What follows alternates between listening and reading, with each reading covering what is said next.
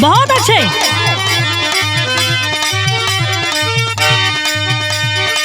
हमरे मास्टर एगो बड़ी प्यारी तर्ज बजा दलन है बिरहा के पहले। कौनो में हरारू अपन दुख बतावतिया का कहे, सुखले कटाल रात गरदा उड़ालना,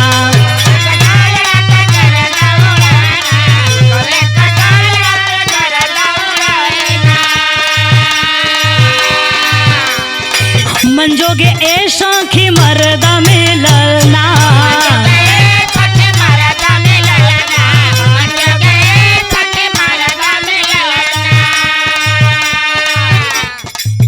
अरे सुखले कटाल रत गरदा उड़लना, मंजोगे ए शौखी मरदा मिलना, घुंघटाई में कैलस बिहाने,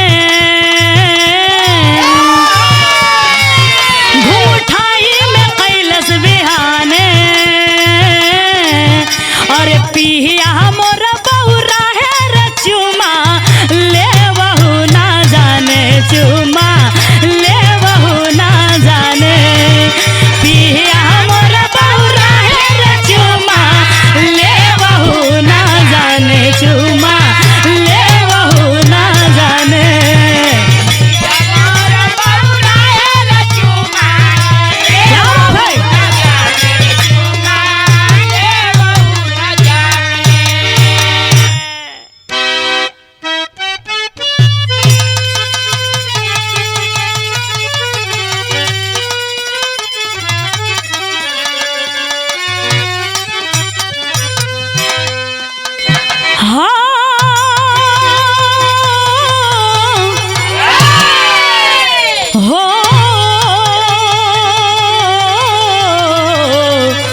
समरिया हो भोले बाबा जोगिया हो राम,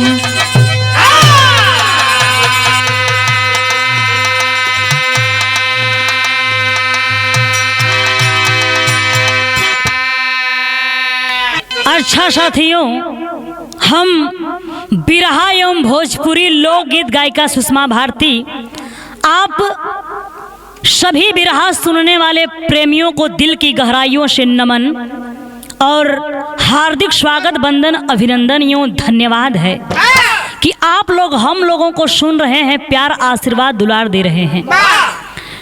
ए भैया, ये रिकॉर्डिंग हमार मन्नत स्टूडियो कोलघाट आजमगढ़ में हो रहल बा। जौन ही हमार बिरहा गीत, जौन ई बिरहा ए भैया, ई बिरहा बयार बिरहा चैनल पे जा रहल बा। हमें आशा ना पूर्ण विश्वास बा कि आप लोगों के जरूर पसंद आई। ए बिरहा के आप लोग ज़्यादा से ज़्यादा सुनी, लाइक, कमेंट, शेयर करी और बयार बिरहा चैनल के ज़्यादा से ज़्यादा सब्सक्राइब करी। यह आप लोगों से विनती बा। साथियों, आप लोग हमारी आवाज में और बहुत से कलाकारों के आवाज में बहुत सा कांड बिरहा के रूप में सुने, लेकिन यह जो बिरहा कांड मैं सुनाने जा रही हूँ, इस कहानी को सुनने के बाद कलेजा दर्द से फटने लगेगा। मैं बहुत साहस करके इस कहानी, इस एक एक शब्द पर गौर करेंगे। बिरहा में गजल का अंदाज बा मास्टर, कैसे?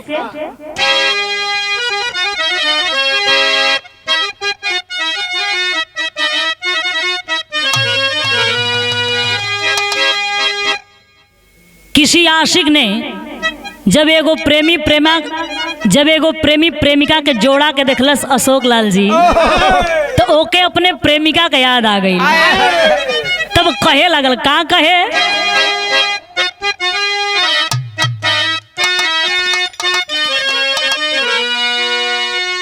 कि ये बरसों की बात है जमाने हुए,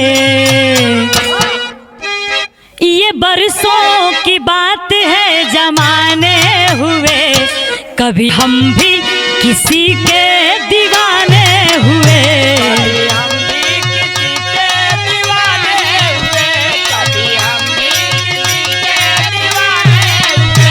ये बरसों की बात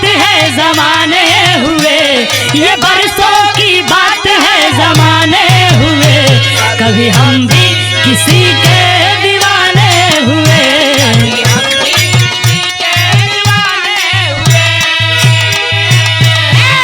लेकिन कवि जी कितना सुंदर भाव लिखले हुवन तनी आप लोग गौर करल जाई। कैसे? ये दुनिया ए जालिम जमाने हुए, ये दुनिया ए जालिम जमाने हुए, कभी अपने ही खुद से बेगाने हुए। कभी अपने ही खुद से बेगाने हुए, कभी अपने ही खुद से बेगाने हुए। ये दुनिया ए जालिम जमाने हुए, ये दुनिया ए जालिम जमाने हुए, कभी अपने ही खुद से बेगाने हुए। क्या बात है? ए भैया, यहीं से कहानी का शुरुआत होत बा। नजम की लाइन में कहना बा कैसे?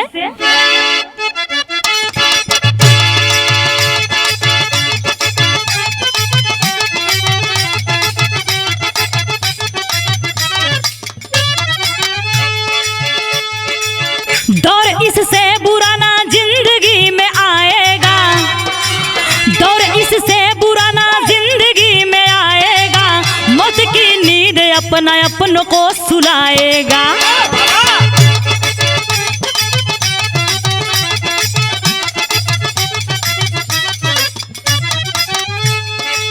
ग्राम गोकुलपुर मैनपुर की कहानी है, ग्राम गोकुलपुर मैनपुर की कहानी है, व्यथा को कहने में नैनों से आता पानी है।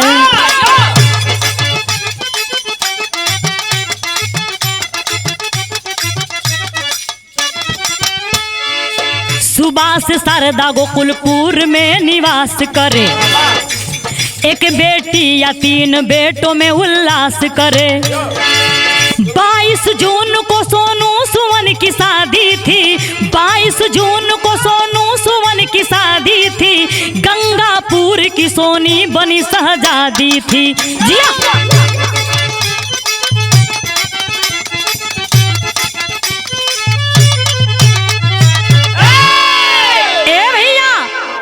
कहानी के समझ ली कि कहाँ का बा और कैसन बा। त ई कहानी, ई दर्दनाक घटना मैनपुरी जिला के अंदर एगो गांव पड़ेला, जौने गांव का नाम गोकुलपुर बतावल जाला। वही गोकुलपुर कर रहे वाला सुभाष यादव की पत्नी, जेकर नाम रहल शारदा, जेकरे गोद में भगवान एक बेटी और 3 गो बेटा देले रहलन। बड़े बेटा का नाम बड़े बेटा का नाम शिववीर यादव, दूसर के बेटा का नाम सोनू यादव और तीसर के बेटा का नाम भुल्लन यादव। बिटिया और बड़े बेटा शिववीर का शादी हो चुकल रहल। दूसर के बेटवा सोनू का शादी यही 22 जून 2023 के इटावा जिला के गंगापुर में सोनी नाम के लड़की से तय हो गई। संजोग देखा, लोग कहेला कि पंडित जी के बोलवा के गणना बैठवाला, लेकिन यहर देखा दुल्हा दुल्हन का गणना पहले ही से बैठल रहल। अरे लड़का का नाम सोनू और लड़की का नाम सोनी, यानी गणना पूरा चपक के बनल बा। लेकिन जब 22 जून 2023 के बारात सज के चलल बा, त एगो गीत लगल। कवन गीत लगल?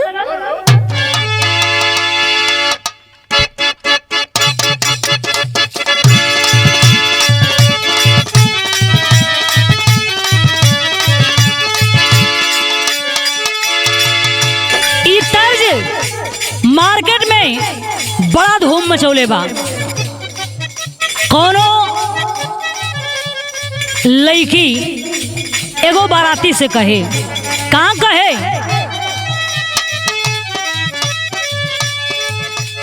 अइला हा बारात करे आगे हमसे बात करे,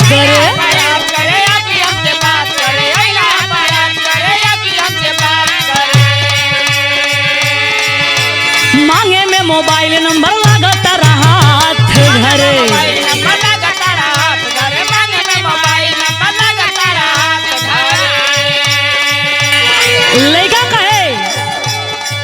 गोरी फूल झारी बाड़ू पापा के परी बाड़ू गोरी फूल झाड़ी बारू पापा के पारी बारू गोरी फूल झाड़ी बारू पापा के पारी बारू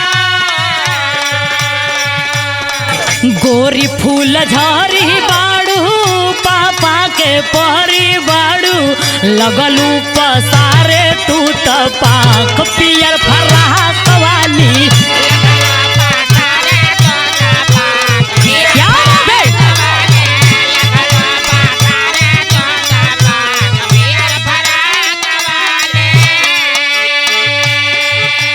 लेकिन भैया आप लोग कहानी पर गौर करल जाई। बारात जब सज के चलल त कवि जी ओ समय का भाव लिखले हुवन कैसे?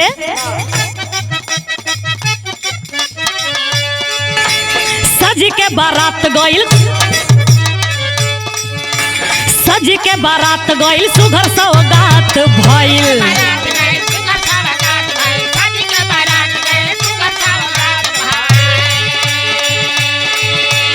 लोग जलपान करे फिर कन्यादान भइल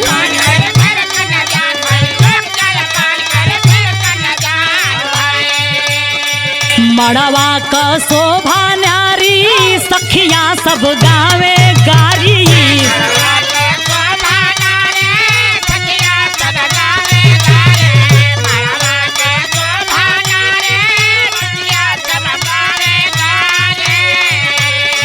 मड़वा का शोभा न्यारी सखिया सब गावे गारी खुशियाँ में झूमे ले बारात पूरी भात मिली क्या बात है?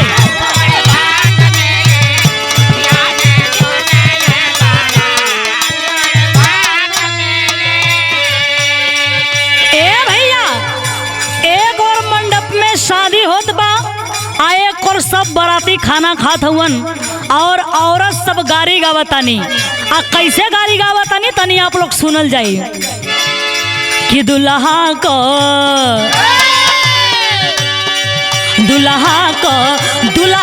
बहिन हर जाई हई दुल्हा का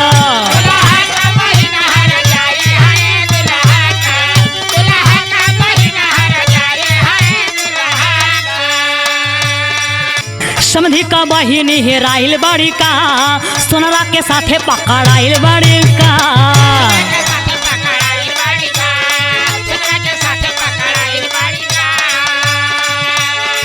भोरवे विदाई भैली गोकुलपुर आइर गइली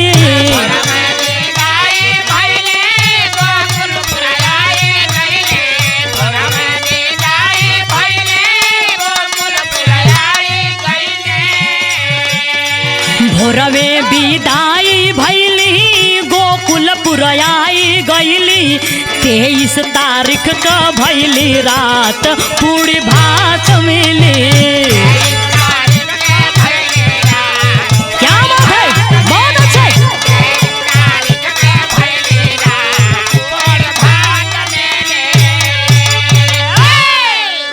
ए भैया खुशी खुशी शादी संपन्न भइल 23 जून के बारात वापस लौट के आइल सब लोग जेके रुके के रहते रुकल और जेके घरे जाए के रहते गइल कुछ खास नात रिश्तेदार बच गइलन।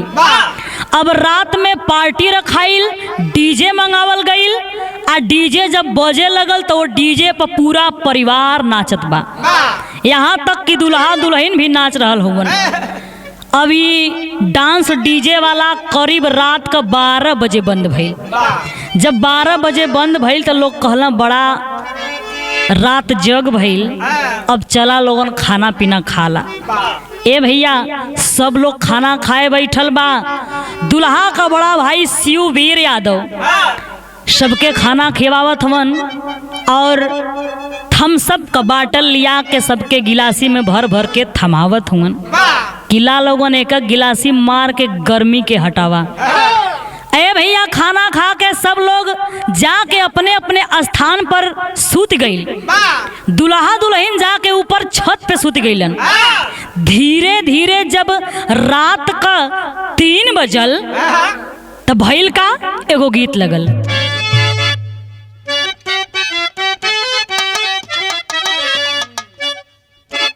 कि चूड़िया कलाई पूछेला कंगनवा हो,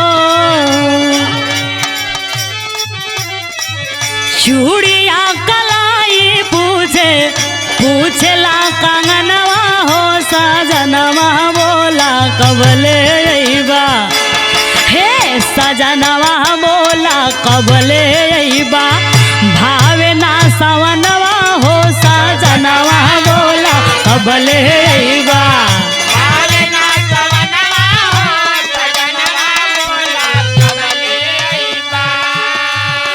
लेकिन भैया हो जब रात का 3 बजल तो होत का बा, होते भोर हरिया अइली काल का पहरिया हो, होते भोर हरिया अइली काल का पहरिया हो, या नरिया ताक टुकुर टुकुर घर के भीतरिया हो, नरिया ताक टुकुर टुकुर।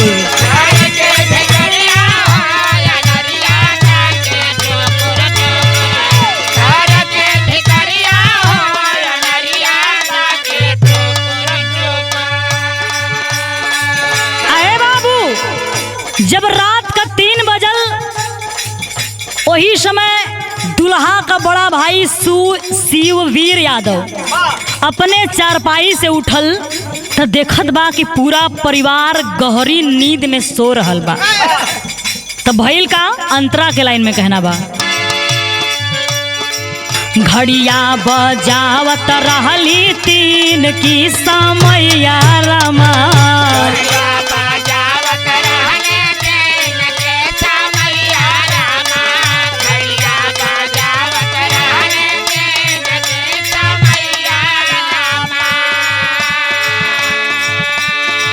हथवा में फरसा तब उठौले बाकसैया रमा,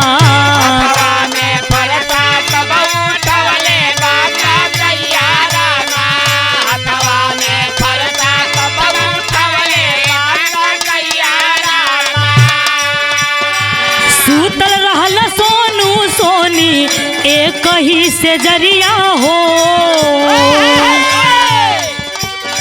सूतल रहल सोनू सोनी एक ही से जरिया हो, या नरिया ताक टुकुर टुकुर, हे अनरिया ताक टुकुर टुकुर घर के भीतरिया हो, या नरिया ताक। क्या बात है?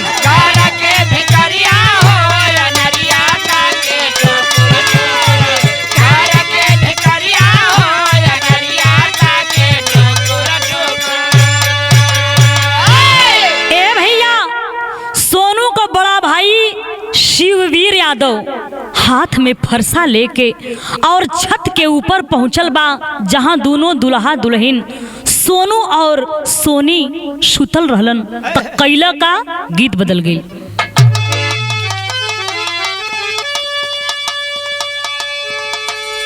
कि अरे मन सपना के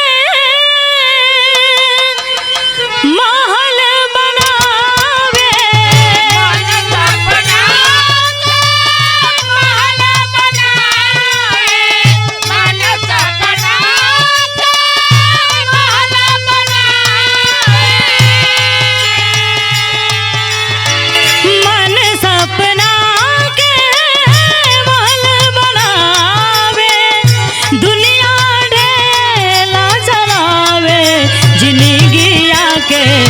खेला समझ में न आवे, जिंदगी आके खेला समझ में न आवे, जिंदगी आके खेला समझ में न आवे। लेकिन बाहर है उन निर्दयी भाई सोनू का बड़ा भाई शिववीर यादव छत पे पहुंच गया और जाकर करता क्या है, भाव में कहना बा,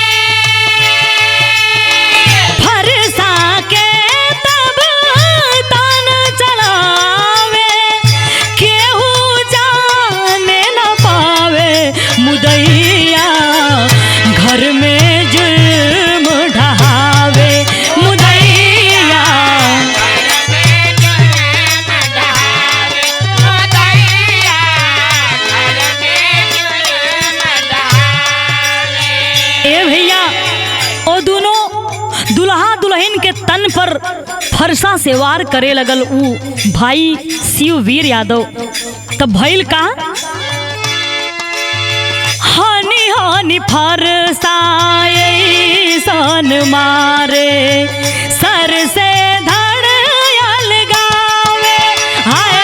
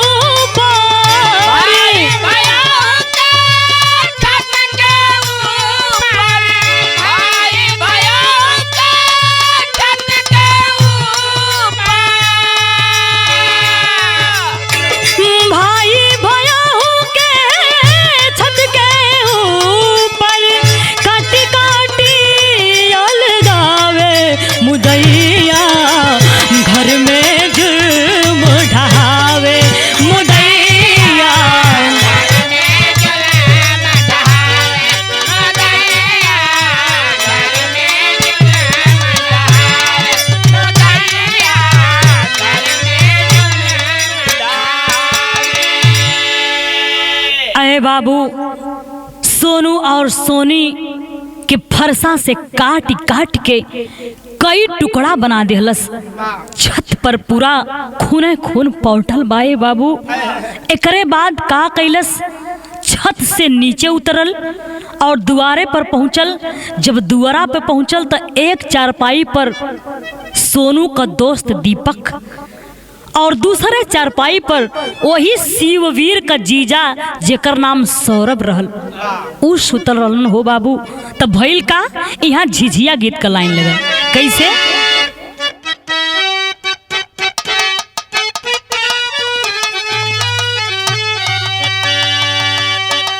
कि नैया के फुलवा एहो पिया जब से फुलैले हो, एहो पिया जब से फुलैले हो, एहो पिया बगिया में आइल अब बाहर जिंदगिया हमारे समरियन गइल हो, एहो पिया बगिया में आइल अब बाहर जिंदगिया हमारी समरियन गइल हो, एहो पिया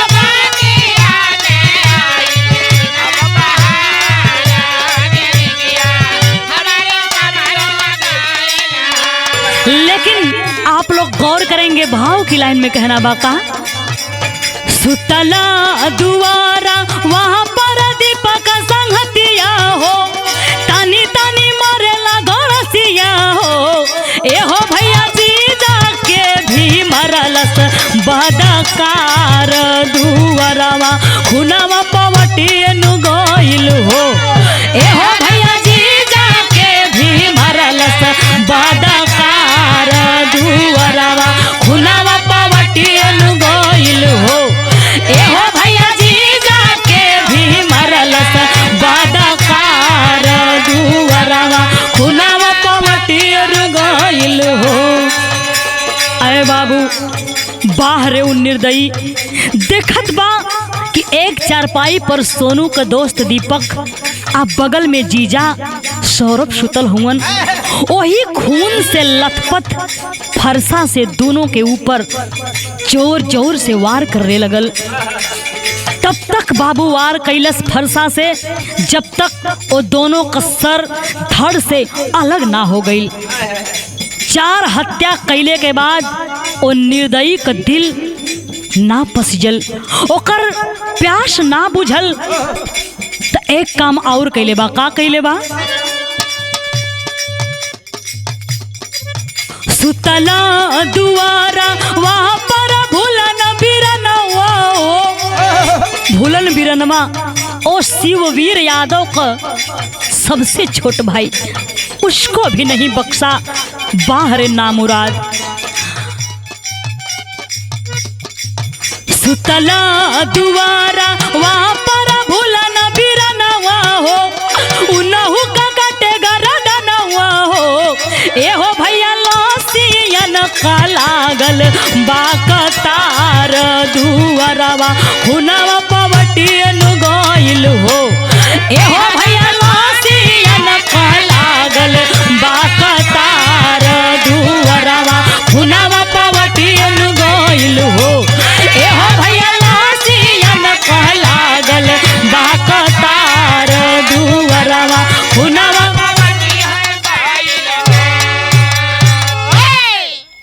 बाहर नादान नामुराद बिना किसी गलती बिना किसी वजह के एक पल में ही अपने परिवार के 5-5 लाशें बिछा दिया। तो कवि जी को यहाँ तेरी में भाव देना पड़ा। कैसे?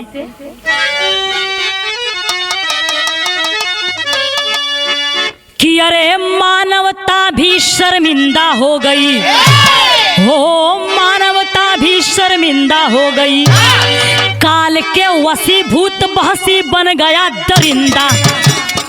जी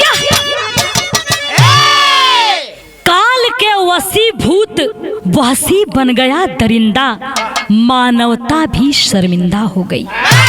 अहे बाबू, 5 खून करने के बाद करता क्या है? तर्ज बदल गई। कैसे?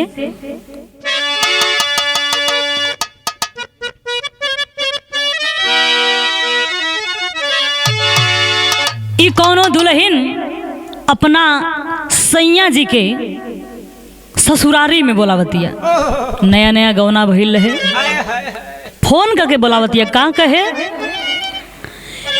कि अपने नैहरवा में तोहके बोलावली सैया, तोहके बोलावली हो, काहे ना मनला मोर का हनवा बलमुआ हो।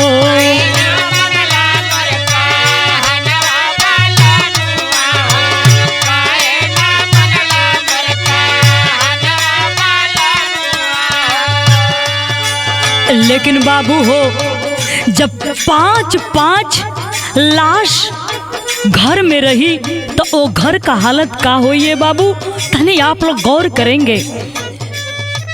जगह जगह से बहे लसिया का खून हुआ हो, लसिया का खून हुआ हो, टुकड़ा में काटल बाबा दनवाए बाबूजी हो।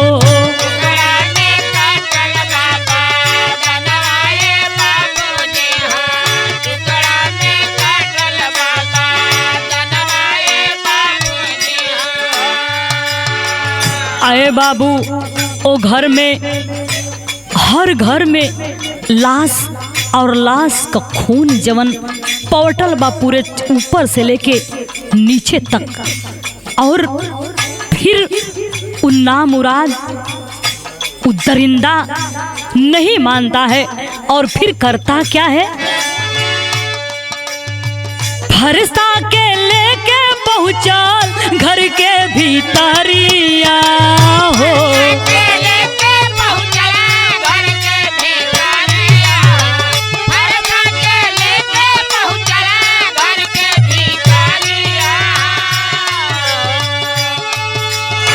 सुतल रहली सुषमा मामी डाली गुजरिया हो।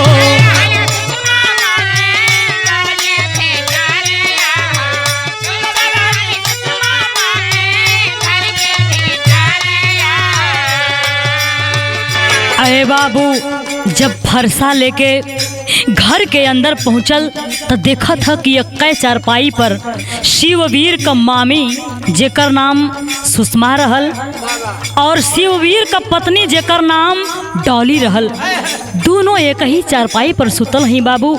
और दोनों के ऊपर फरसा चलावल चाहत बा, तब भइल का? जागी गईली दोनों करे लगली रुदनवा हो, लगली रुदनवा हो, फरसा चलावे बेई मनवाए बाबूजी हो।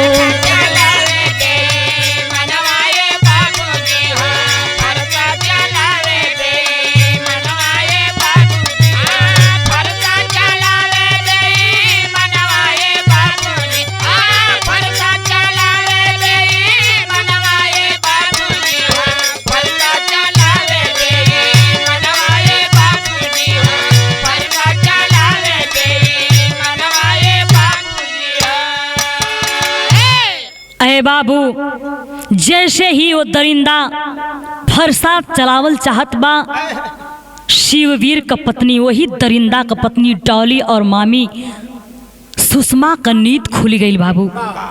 देखनी लोग कि खून से लथपथ शिववीर हाथ में फरसा लेके और हमनी का जान लेहल चाहत बा।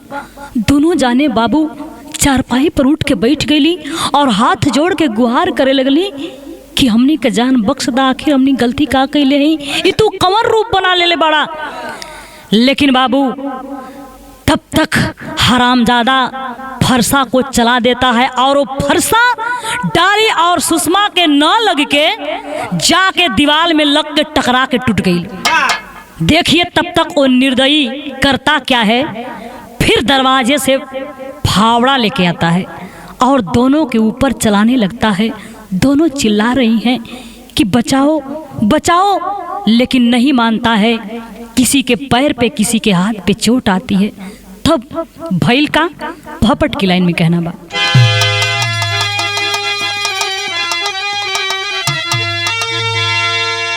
कि अरे सुभाष बाबू ओ दरिंदा का पिता अगर जनले होता कि ऐसन औलाद अपने कोख में आई तो जन्मता का मार देले होता। भैल का कैसे कि अरे सुभाष बाबू आइला तेही बखतिया छतिया फाटेले। अरे सुभाष बाबू आइला तेही बखतिया छतिया फाटेले। आ काहे बेटा मारल तुहरो मतिया छतिया फाटेले।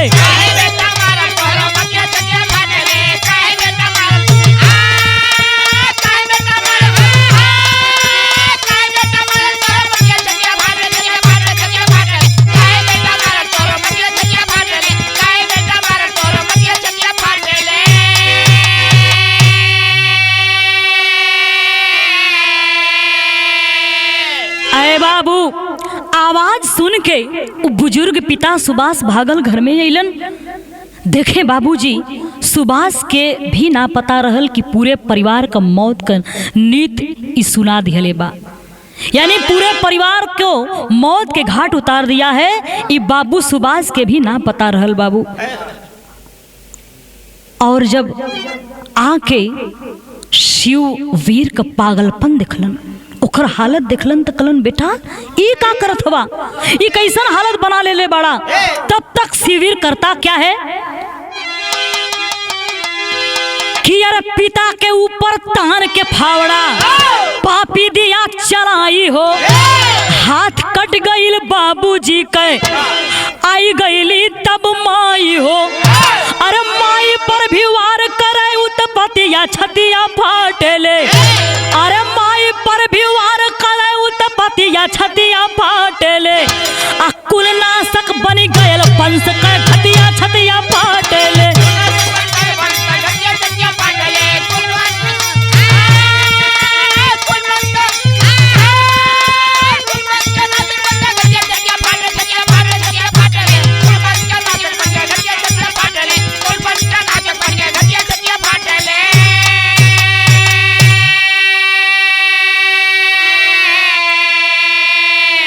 अरे बाबू, अपने माता पिता, मामी और पत्नी चारों जाने पर वार पैवार करत बा। चारों लोग घर में बचाओ बचाओ का गुहार लगावत हुवन, आवाज लगावत हुवन। तो भैल का आल्हा में प्रमाण मिला। कैसे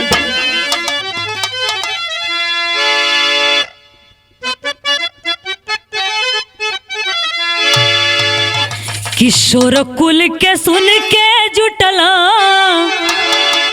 ए बाबू शोर गुल के सुन के जुटला गौवा का लोगवा भैया।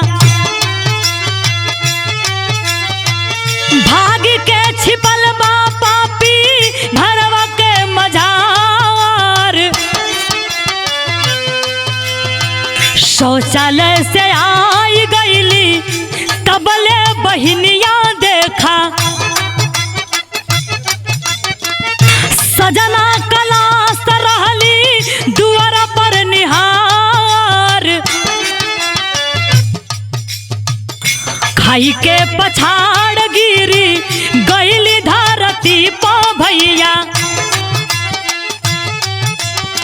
ए हर शिव वीर सिर में गोली मार, जंगल के आगी जैसन फैलल बा खबरिया भैया। एसपी का पता न आई गईल थानेदार, देखी दृश्य साबाही का बरसले नजरिया भैया।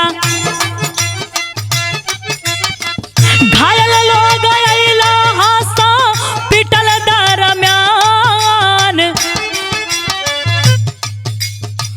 पोस्टमार्टम से छाओला सा आइली जब भवनवा भैया।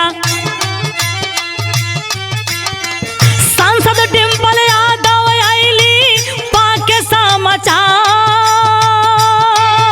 जिया अरे बाबू खबर के पाके तीसनी थाने के थानेदार साहब एसपी नए भैया फिर से लेक्चर के लिए आए भैया। शौचालय में से निकल के जब शिववीर का बहन द्वारा पे आइल, हल्का हल्का उजाला हो गई रहल बाबू। देखलस कि हमरे पति का लाश अरे बाबू वहीं गस खा के गिर गई। और पास पड़ोस का जब लोग आवाज के सुनलन दौड़ के अइलन, तुरंत थाने पर फोन किए। खबर पाके तीसनी थाने के थानेदार साहब, एसपी साहब और कप्तान साहब सभी लोग मौके पर पहुंचे। डॉली और सुषमा मामी को हॉस्पिटल भिजवाया गया और मतारी बाबू के ज़्यादा चोट ना रहे, यही लिए वो लोगों के हॉस्पिटल ना भेजाउल गई। और 6 लाश को पोस्टमार्टम के लिए भेजा गया।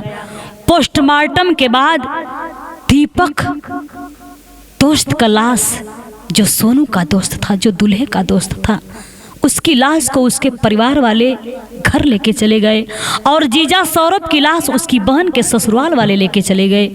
लेकिन तीनों भाई और दुल्हन सोनी का लाश जब बूढ़े बाप सुभाष के दरवाजे पर आयल हो बाबू, तो गांव का केहू ऐसा ना रहल हो भैया जकरे आंख में आंसू न आ जा। ई दर्दनाक घटना देख के सबके आंख से आंसू चलत बा।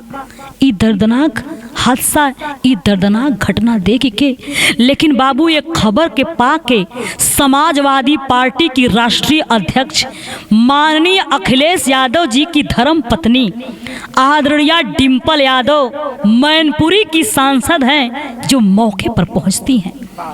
और वो बूढ़ा बाप जब सांसद जी के देखलन, दौड़ के जाके पैरवा पर गिर के छतिया पीट पीट के रोवे लगलन। हो बाबू छाती पीट के रोवत हुवन कि ई हमके कौने गुनाह का सजा मिल रहल बा। अरे बाबू डिम्पल यादव भी ई दर्दनाक हादसा के सुन के, बाबूजी के रोवाई के सुन के फफक के रो पड़ली और कहली कि बाबा आपके दुख के ए धरती पर केहू का बस का ना है कि केहू मिटा सक, लेकिन ओ गम के ओ दुख के महसूस कयल जा सकेला।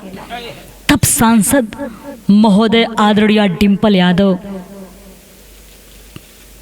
तब सांसद महोदय आदरणीय डिम्पल यादव से पिताजी सुभाष यादव एगो बात कहलन, जेके सुनने के बाद कलेजा सच में लगी कि फट जाई। का कहलन, खड़ी की लाइन में कहना बा कि यारा बोले डिम्पल जी से, बोले डिम्पल जी से तब बहा के रसिया, अरे बोले डिम्पल जी से तब बहा के रसिया, इतने बोला पहले के कर हम उठाई लसिया।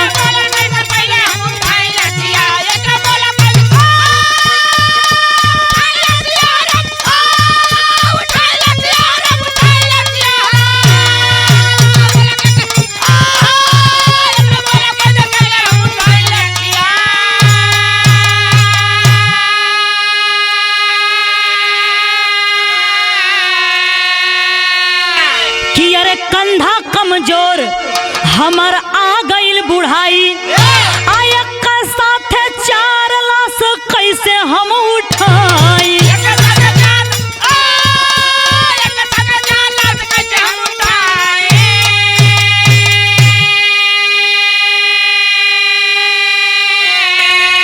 अरे जन्म जन्म का भैली जग में उपहसिया, अरे जन्म जन्म का भैली जग में उपहसिया, बोला साहब पहले क्या कर हम उठाई लसिया।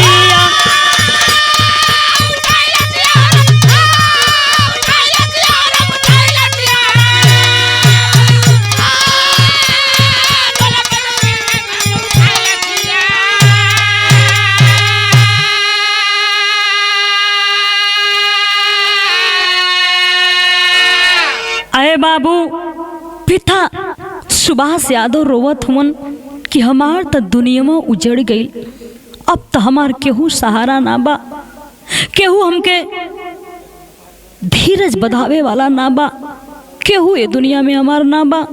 अरे बाबू, सांसद डिम्पल यादव जी उस बूढ़े पिता को ढांढस बधा रही हैं और क्या करती हैं, घायलों का अपने पैसे से इलाज करवाती हैं और 4 लाशों को अपने खर्च से श्मशान घाट पहुंचवाती हैं और कहते हैं कि बाबा पूरी समाजवादी पार्टी आपके साथ है, लेकिन बाबू हो जेकर दुनिया में उजड़ गई ओके कैसे सब्र होई।